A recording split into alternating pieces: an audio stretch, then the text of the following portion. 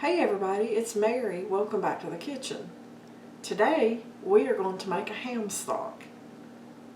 I have some ham bones that I've had refrigerated, left over from our holiday meals. So today we're going to make a stock out of it. What can you do with ham stock? Well, you can either put it like in a bean soup, you can cook potatoes in it. There's lots of different things that you can do. Okay.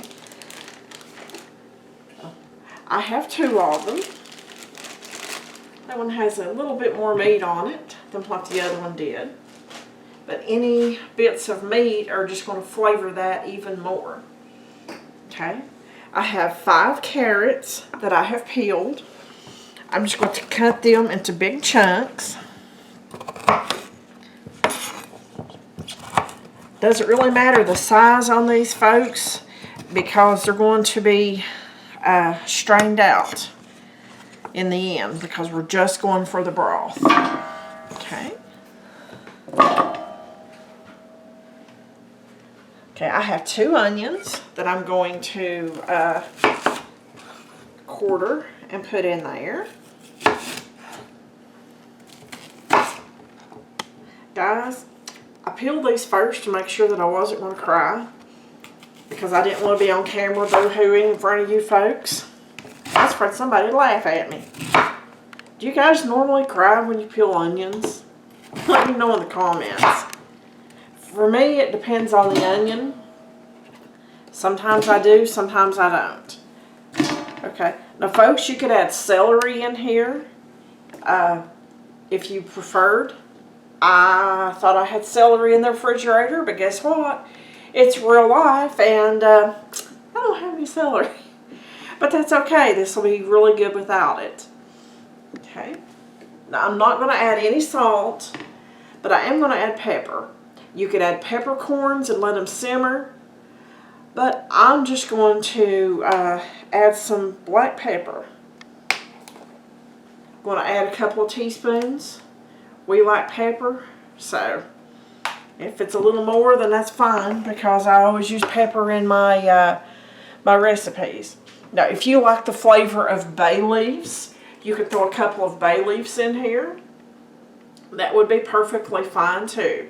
Okay, I'm turning my temperature to high, and I'm going to add 6 quarts of cold water to this.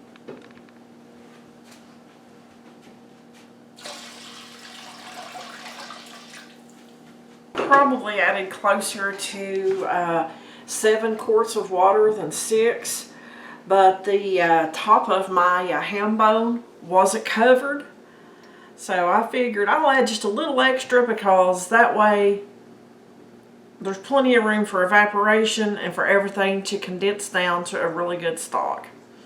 Okay, I'm going to put a lid on this and bring it up to a good boil, and once it comes to a good boil, then I'll bring you back and show you what I'm doing next. Okay, our stock has come up to a really good boil, and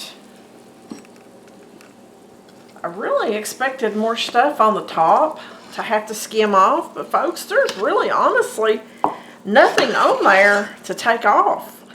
I'm really surprised because normally whenever you do stock, there's a lot that you have to remove.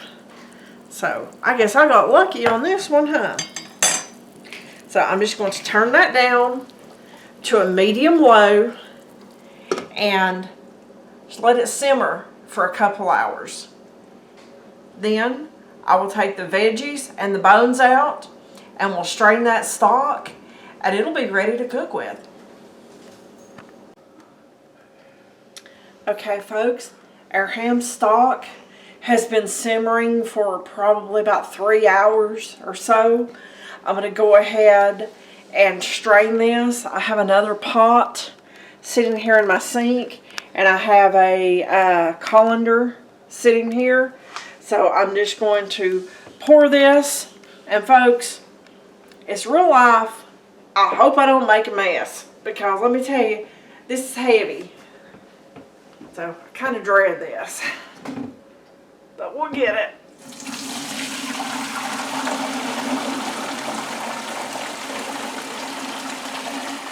Whew.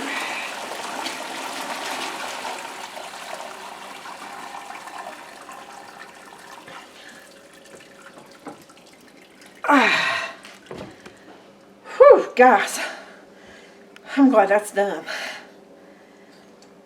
So as you can see, this has cooked apart. There's bones down in there. It's fallen totally apart. But okay, let's set this over here. And we'll see how full this is. Oh yeah, we have got a ton of stock.